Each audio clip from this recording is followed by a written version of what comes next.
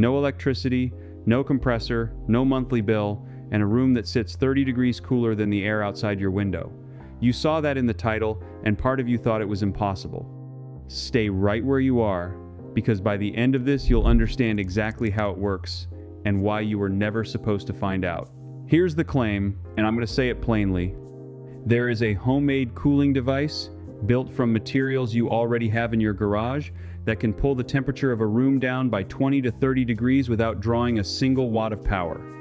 The Amish have used the principle behind it for over 100 years, in farmhouses that never had a wire run to them, in the flat heat of a Pennsylvania July. They didn't invent it. They preserved it while the rest of us forgot. The first time I walked into an Amish home outside Millersburg, Ohio in the middle of August, I spent a good 20 minutes quietly looking for the thermostat. There wasn't one. There was no hum, no vent, no cold metal box in the window, and yet that front room was cooler than my air-conditioned truck sitting in their lane. I stood there feeling like a man who'd been overcharged his whole life and only just noticed. I'm going to walk you through all of it. But the piece that changed everything for me came from a document written in 1939 by two brothers who taught at the University of Arizona, a set of instructions almost nobody has read since. I'll give you that at the end, because it's the part that makes the whole thing work, and it's the part they buried deepest. And before you think this only helps folks building a brand new house out in the country, let me stop you right there. Everything I'm about to show you works in a home you already own. A house built in 1962. A house with a mortgage. Your house. So let me start where the Amish start, with something so simple you'll be angry nobody told you. Water. Just water. When water evaporates, it steals heat. It doesn't hide the heat. It doesn't blow it around. It physically removes it from the air and carries it away as vapor. Every drop of water that turns to mist takes a measurable amount of heat with it when it goes. That's not folk wisdom. That's the same law of physics that makes you shiver when you step out of a swimming pool on a warm day. The water on your skin evaporates, and it pulls the warmth right out of you. The ancient world understood this better than we do. The Egyptians hung wet reeds and soaked blankets across their doorways so that any breeze coming into the home had to pass through the damp fibers first, cooling as it came. They were running a cooling system 3,000 years before the word electricity existed. The Persians, the Chinese, the people of India, all of them cooled their homes with moving air and standing water. This knowledge is old, it is proven, and somewhere along the way, we traded all of it for a machine and a bill. Now here's where it gets specific, because specific is what you can actually use. Take an ordinary clay pot, the kind you'd put a tomato plant in, put a smaller pot inside it, fill the gap between the two with sand, and keep that sand wet, cover the top with a damp cloth. That's it. That simple arrangement, which cost the ancient world nothing and costs you almost nothing, has been measured dropping the temperature inside the inner pot by 10 to 15 degrees below the surrounding air in ordinary conditions. And in dry heat with good airflow and full shade, tested versions have come in at 30 to 40 degrees cooler than the outside air. 30 to 40 degrees. From two pots and a bucket of wet sand. The Amish call the principle by different names in different settlements, but the mechanism is always the same. Move air across a wet surface, and the air comes out the other side cooler. A dampened cloth hung in an open window. A wet sheet stretched across a doorway, water doing the work that we now pay a utility company to do with a spinning compressor and a river of electricity. But here's the question that should be bothering you right now. If this is so simple, so old, and so effective, why is this the first time you're hearing it explained like this? Why did an entire country of people forget something the Egyptians knew? That's not an accident. And to understand it, we have to go to Arizona in the year 1908, because that's where a man's simple idea got turned into a fortune and where the forgetting really began. In 1908, a man named Oscar Palmer, living in Phoenix, built the first drip-type evaporative cooler in Arizona. It was almost embarrassingly simple. An electric fan set inside a box with 3 of the walls covered in chicken wire holding wet material so that the fan pulled air through the wet walls and blew cool air into the room. That was the whole invention. A fan, a box, some wire, and water. A man could build it in an afternoon with scrap. And people did. By 1933, there were thousands of homemade coolers scattered across Arizona, built by ordinary families in their backyards because the design was so simple it spread from neighbor to neighbor by word of mouth. Nobody needed a factory, nobody needed a permit, nobody needed a technician.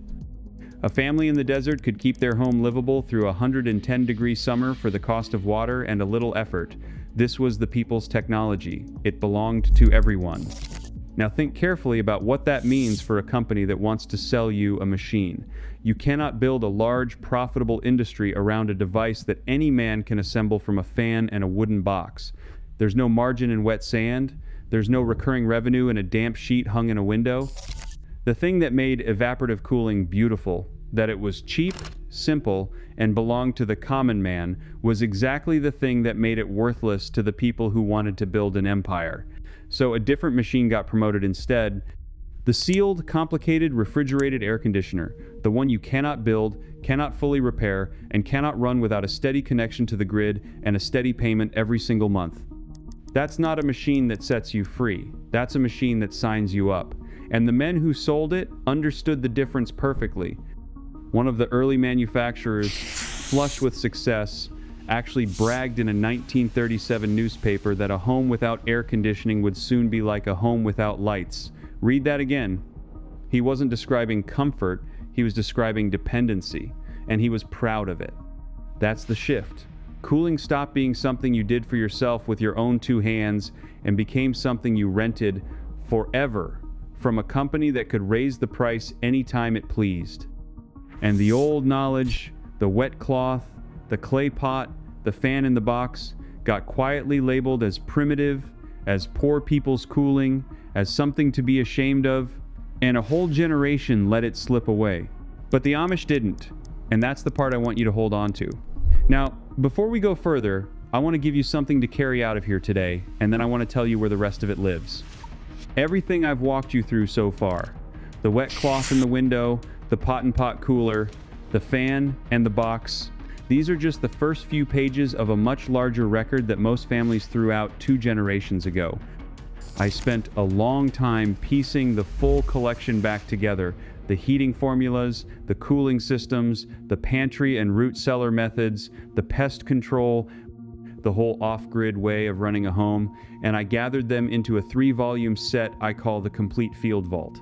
It's the rest of the buried archive you just got a single taste of, and right now there's a special limited time offer on it, which you'll find linked in the description along with a QR code you can scan right there on your screen. Take a look when we're done, because what you're holding now is one tool, and the vault is the entire workshop. Now let me show you why the Amish home stays cool even when the water isn't running. Because water evaporating in a window is only half of what I felt standing in that room near Millersburg. The other half was the walls. Here's a paradox for you. You can hang all the wet sheets you want, but if your house soaks up heat all day like a cast iron skillet, you're fighting a losing battle by 3 in the afternoon. The Amish figured this out long before anyone wrote a study about it. Their old farmhouses and the barns and cellars around them were built with mass, thick stone, deep foundations. Heavy materials that take a long time to warm up and a long time to cool down, and they learned to use that slowness like a tool. Underneath and beside those homes, they built the root cellar and the spring house. Now, I'd heard those words my whole life and never once thought about what they actually did. A spring house is a small stone building set right over a flowing underground spring. The cold water runs through it constantly, and that moving water holds the whole little building at a steady, cool temperature, summer and winter, without a drop of electricity.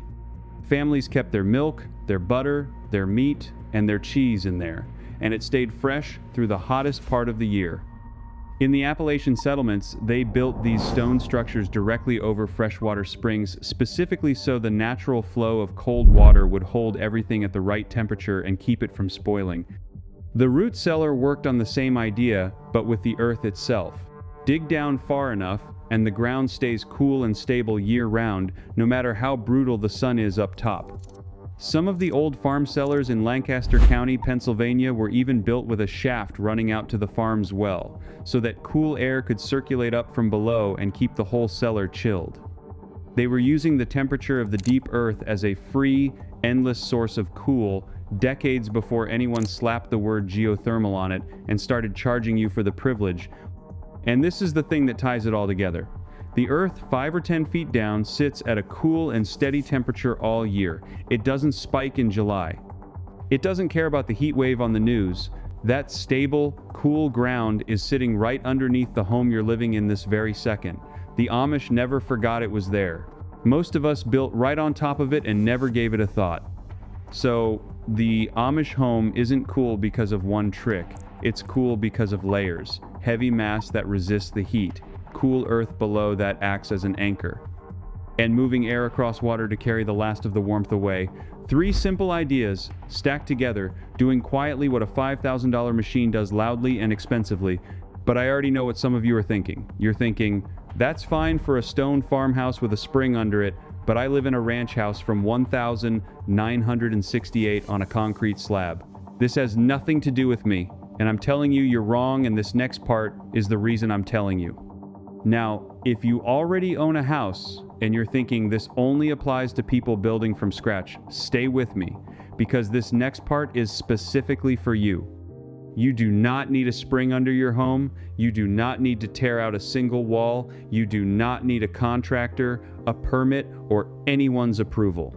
Because the 2 most powerful cooling forces the Amish use, cool night air and the mass already sitting inside your house, are things your home already has. You've just been using them backward your whole life. Here's what most people do in summer. They come home to a hot house, crank the air conditioner, and then at night, when it finally cools off outside, they close everything up and go to bed with the machine still running. They've got it exactly upside down. The Amish and every farmer before air conditioning did the opposite, and it costs nothing to copy them. At night, when the outside air drops cooler than the inside of your house, you open it up. You open windows on opposite sides of the home and let the cool night air pour straight through, flushing the day's heat out and letting it soak into the floors, the walls, the furniture, everything solid in the house. Those materials hold that coolness like a battery. Then, at first light, before the sun has any power, you close everything. Windows shut, blinds down. You seal that stored coolness inside and you keep the hot day out. This isn't a hopeful little trick. It's been measured. Researchers studying this exact method, night ventilation combined with the mass of the building, found it could knock nearly 5 degrees off the peak temperature of a room during the hottest part of the day. 5 degrees, for free, just by opening and closing your windows on the right schedule. That's the difference between miserable and comfortable, and it doesn't cost you a nickel. Now stack the evaporative piece on top of it. On a dry day, set a box fan in an open window on the shaded side of your house, and hang a wet sheet or a piece of damp burlap in front of it, so the air the fan pulls in has to pass through the wet cloth first. The settlers of the 1920s and 30s did exactly this. They slept on screened porches and hung wet sheets to catch whatever relief they could from the summer heat, and it worked well enough that they staked their sleep on it. You are not experimenting. You are repeating something that already kept people alive. And then there's the simplest one of all, the one you can start this very afternoon, and it happens to be sitting in your yard: shade. A well-placed shade tree on the west and southwest side of your home isn't decoration.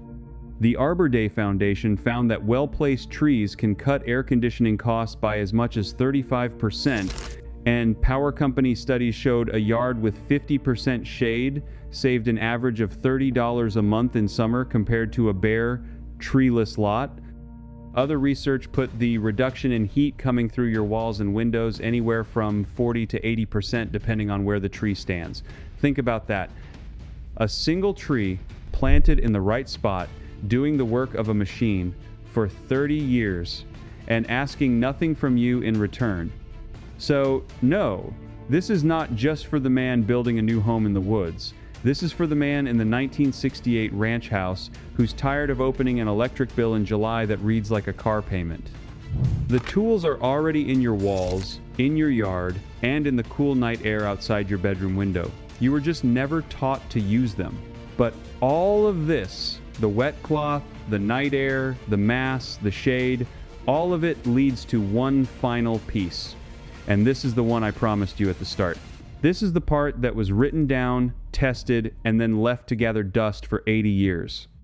Because knowing that a wet sheet cools the air is one thing. Knowing exactly how to arrange it so it cools an entire room instead of just the spot in front of the fan, that's the secret. And that secret has a date, a place, and a name. The year is 1939. The place is the University of Arizona, and the men are two brothers, Martin and Paul Thornburg, professors who had spent years actually testing these homemade coolers, measuring them, refining them, figuring out what made one design work and another fail.